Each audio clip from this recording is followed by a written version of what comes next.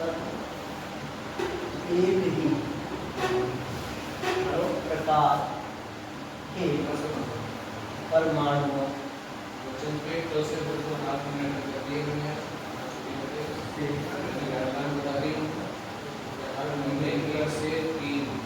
परमाणुओं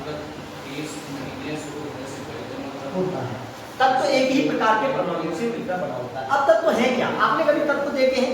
आप देखेंगे सोना, चांदी, लोहा, ठीक है, ये सारे के सारे तत्व हैं जो वायुमंडल में गैसें हैं, जैसे हाइड्रोजन हो गया, हाइड्रोजन हो गया, हीलियम हो गया, ये सारी की सारी क्या है? गैसें हैं, ऑक्सीजन वगैरह सारी की सारी गैसें हैं। अब इनको हम पढ़ेंगे। तत्वों के बारे में जानकारी हमें आवर्त सारणी यानी पीरियोडिक टेबल से मिलती है। आवर्त सारणी क्या है? आवर्त सारणी, आवर्त सारणी के बारे में पढ़ेंगे। आवर्त सारणी के अंदर टोटल 118 एलिमेंट हैं। जो तत्वों की संख्या होगी, तत्वों की संख्या वो कितनी होगी? 118। अब 118 के बारे में हम पढ़ेंगे। तो इसको आवर्त सारणी को बनाने का उद्देश्य क्या था कि तत्वों को उनके परमाणु क्रमांक के बढ़ते हुए क्रम में रखा जाए, यानी उनको व्यवस्थित क्रम में रखा जाए। तो इसी हिसाब से क्या बताया, एक आवर्त सारणी बनाई।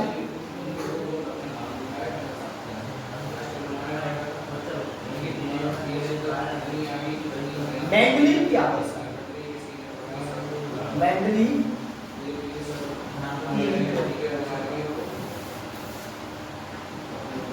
आधुनिक आवर्त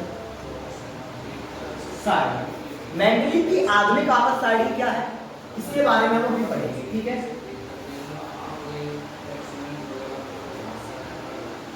मेंडलीव की आधुनिक आवर्त सारणी क्या है, इसके बारे में हम सबसे पहले पढ़ेंगे। तो याद रखना, मेंडलीव की आधुनिक आवर्त सारणी के अंदर जो आवर्त होते हैं, आवर्त की संख्या 7 होती है। अब आवर्त होते क्या है? आवर्त आपको देखेंगे आप आवर्त सारणी के अंदर जो ऐसे करके हॉरिजॉन्टल लाइन दिखाई देती है, वो आपके क्या होंगे? आवर्त कहलाएंगे। क्या कहलाएंगे? आवर्त कहलाएंगे। जी बिल्कुल। इसके बाद इसमें एक होता है समूह, समूह या वर्ग कह दो या ग्रुप बोल दो इंग्लिश में। वो आपके होते हैं 18 क्या होते हैं? ग्रुप होते हैं। और फिर एक तीसरी बात आती है इसके अंदर, तीसरी बात आपकी आती है ब्लॉक की। ब्लॉक, तो इसके अंदर 4 ब्लॉक होते हैं। कौन कौन से होंगे? 4 ब्लॉक आपके होंगे, एस, पी, डी और एफ। ये आपके 4 ब्लॉक होते हैं, ठीक है।